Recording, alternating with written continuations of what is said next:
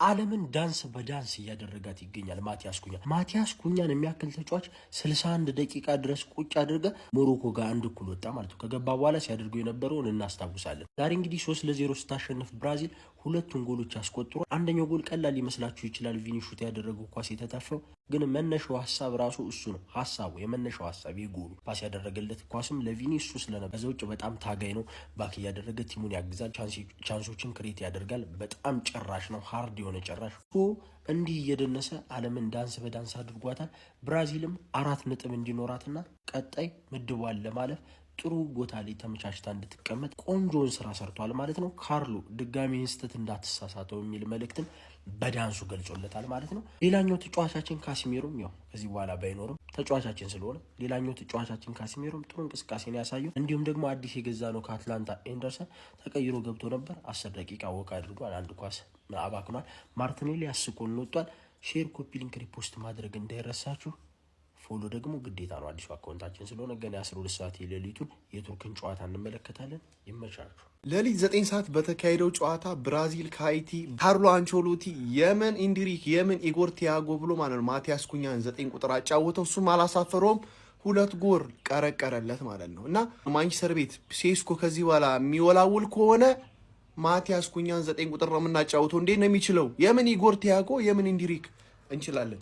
ዳንሷም ተደገመች። ዳንሷ ከቪኒ ጋር ተደገመች። ፓኬታም ነበር ተደገመ። ዳንሱ ትላልቅ ከሚባሉ ሴሌብሬሽን ውስጥ ማለት ነው ቶፕ 2 ላይ የሚቀመጥ ነው። አንደኛው የሲአር7 ሱ ነው፣ ሁለተኛ የኩኛ ዳንስ ይሆናል ማለት ነው። እና በቃ ፍጹም 9 ቁጥር ነው የምናደርገው ማቲያስ ኩኛን ማለት ነው ከዚህ በኋላ። ባይላ ቪኒ ብራዚል እንግዲህ ሃይቲን 3-0 በማሸነፍ ከሞሮኮ ጋር ተመሳሳይ 4 ነጥብን በግሩፕ ሲ ላይ መያዝ ችላለች። በዚህ ጨዋታ ላይ ብራዚሎች እንግዲህ 3ቱን ጎሎች ማግኘት የቻሉት 2ቱን ከማቲያስ ኩኛ እንዲሁም ደግሞ አንዱን ከቪኒ ጁኒየር ነበረ። ቪኒ በዚህ ጨዋታ ላይ አንድ አሲስት ማድረግ ችሎ ነበር። ኦልሞስት 3ቱን ጎሎች ላይ ቀጥተኛ ተሳትፎ ነበረው ማለት ይቻላል። የመጀመሪያዋ የኩኛ ጎል ስትቆጠርም እሱ ሹት አድርጎት ግብ ጠባቂ ተፍቶት የተመለሰውን ኳስ ነበረ ኩኛ መልሶ ማስቆጠር የቻለው ማለት ነው። እኔ በበኩሌ ካርሎ አንቾሎቲ ፍሮንት ሱሪያቸውን እንደዚሁ ባይነካኩት አሪፍ ነው ብዬ አስባለሁ። ኩኛ ከኢጎር ቲያጎ አስቀድም የሚመርጠው አይነት ተጫዋች ይመስለኛል። ለሊንካፑም እንዲሁም ደግሞ ጥሩ የሚንቀሳቀስ ተጫዋች ነው ብዬ ስለማስብ ማለት ነውና የፊት መስመሩ ጥሩ ፍሎ ነበረው። ቪኒም ኩኛም እንዲሁም ራፊናም ጥሩ ጥምረት እንደነበራቸው ዛሬ ተመልክተን ነበር። መጥፎ ነገር ራፊና ዛሬ በጉዳት ምክንያት ከሜዳ ተቀይሮ ወጥቶ ነበረ። ያ ጉዳቱ ደግሞ ከበድ የሚል ከሆነ ከዚህ ዓለም ዋንጫ ሙሉ በሙሉ ውጪ የመሆን እድል እንዳለው እንግዲህ መረጃዎች እየጠቆሙ ነው የሚገኙት። ያለ ብራዚል በጣም ትልቅ ስጋት ይመስለኛል። ኤኖዌ ግን በዚህ ጨዋታ ላይ የነበራቸውን ፐርፎርማንስ ከተመለከትን በተለይ ፈርስት ሃፍ ብራዚሎች በጣም ጥሩ እየተንቀሳቀሱ ነበር ማለት ይቻላል። ሃይቲዎች ገርሞኝ ነበረ። ደፋር ለመሆን እየሞከሩ ነበር። በሃይላይን ነበር ሲጫወቱ የነበረው። በሚገባ ደግሞ በፈርስት ሃፍ እንግዲህ 3 ጎል ተቆጥሮባቸው ቅጣታቸውን አግኝተው ነበረ።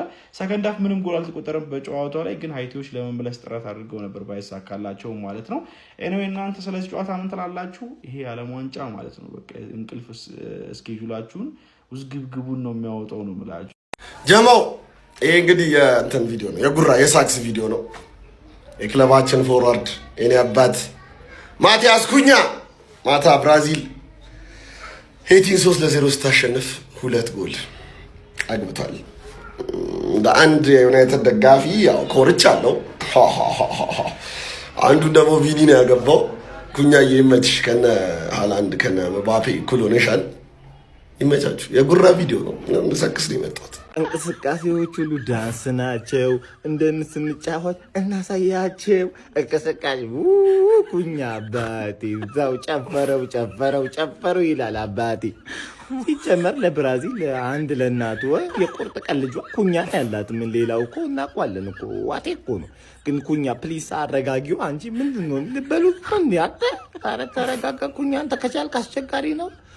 ትንሽ ቀነስ አድርጌ ወይኔ ለፖርቱጋል ይፈልጓለሁ። ደግሞ ተጫዋች ብዙ አትጠቀሙት እናንተ አትጠቀሙት። ጉልበቱን አትብሉት። አይኔ በላችሁ መጥሻቦ የኔ አባት። ኩኒያ ሰርፍ ቦርዱን ይዞ ማለት የሚችለውን ያህል ጭኖ ከቪኒሲየስ ጋር ሲዝናኑ ነው ያሉባቸው። ብቻ ሃይቲ ጋር ፈርስት ሃፍ ነበር 3-0 ያጠናቋቸው። ነገር ግን ሰከንድ ሃፍ ላይም ብዙ ነገር አልተመለከትንም። ቅያሪም ተደርጎ ነበር። ጋብሪኤል ማርቲኔሊ ተጫውቶ ነበረ። ኤደርሰንም ዩናይትድ አዲሱ ፈራሚ እንግዲህ እንደሚታወቀው የቀረችዋን 15 ደቂቃ መጫወት ችሎ ነበረ። 80 ደቂቃ አካባቢ ላይ ተቀይሮ ገብቶ ማለት ነው። ጥሩ እንቅስቃሴ አድርገዋል በሁሉም ዙሪያ። ማርቲኔሊ ምናልባት በፓኬታ ባይሆን ጥሩ ነበረ፣ በዊንገር ቢሆን ቪኒሲየስ ቢያርፍ ወይ ምናምን ባይ ነበርኩኝ። ትንሽ ያለ ቦታው መሆኑ ብዙ አልጣሙም ነበር፣ ግን አሪፍ እንቅስቃሴ አሳይተዋል። ኤኒዌይስ ግን የተሻለ ማሳየት ይችሉ ነበር ብዬ አስባለሁ። ነገር ግን በኩኒያ እና በቪኒ ዙሪያ ጽድት ያለ ጨዋታ ፈርስት ሃፍ ላይ ነው በቃ የጨረሷቸው። ቪኒም እንደ ክርስቲያኖ ሰለብሬት አድርጓል እንደምታዩት። በስማ እኔ እኮ ለክርስቲያኖ ሰብሰብ ብለው ቢጫወቱ አልኩኝ እኮ። ስንት ሰው ሰለብሬት እንዳደረገ እንደ ክርስቲያኖ ታውቃላችሁ እዚህ ዓለም ዋንጫ ላይ። በስማ ብቻ ያ ኤኒዌይስ ወደ ጨዋታው ከመግባታችን በፊት ግን ያው የዓለም ዋንጫ ነገር እንደምጣችሁ ራሱ መጫ እንዳይረሳ ሀሳባች ኮሜንት ያስቀምጣችሁ፣ ኮፒ ሊንክ የሚደረግ ዓለም ዋንጫ የሚያመልጣችሁ ጨዋታ የለም። እዚህ ቃል ለምድር ለሰማይ ገብታችሁ ማየት ትችላላችሁ። አንድ ጨዋታ እስካሁን ያልሰሩት የለም። ገብታችሁ ማየት ትችላላችሁ። እንቀጥል። ከዛ በኋላ ግን ሻለ ያ ነገር ማሳየት ይችሉ ነበር። ሞሮኮዎች ግን ሃይቲን ሲያገኟቸው አይደለም 3 5 6 7 ቢያገቡ አይገርመኝም። አላሻችሁ ሃይቲ ደስ ይላል፣ ታሪካቸው ደስ ይላል፣ የመጡበት አመጣጥ። ነገር ግን በቃ ኖት ጉድ ኢናፍ ይገባቸዋል። እዚህ ላይ መገኘታቸው ለእነሱ ደስታ ነው። በጣም ትልቅ ኦነር ነው አውቃለሁ። ብዙ ያልተገኘ ሀገር መኖሩ ተከትሎና እነሱ አሪፍ ነው። ግን ያ የሚያቀጥቅጣቸው የማይቀር ነገር ነው። ይህ ማለት ደግሞ ከሞሮኮ ጋር እንግዲህ ጂዲያቸውን 3 ልዩነት ይሆኗል ማለት ነው። 4 አግብተው እንግዲህ 1 ነበር ባለፈው የገባባቸው ፕላስ 3 ላይ ናቸው። እነሱ ደግሞ ሞሮኮች 1 ነበር ያገቡት፣ 1 ደግሞ ገብቶባቸዋል ከብራዚል ጋር ትዝ የሚላችሁ። ስለዛ ፕላስ 1 ላይ ናቸው ማለት ነው። 4 ነጥብ ይዘው ስለዛ ቀጣይ ጨዋታ ደግሞ ብራዚል ስኮትላንድ ነው የምትገጥመው። በጣም ዲፌንሲቭሊ አሪፍ ናቸው። ዛሬ እንደምታዩት እንግዲህ በጣም ያዝጋሉ። ግን ብራዚል ጥሩ ሞመንተም ዛሬ ይዘዋል።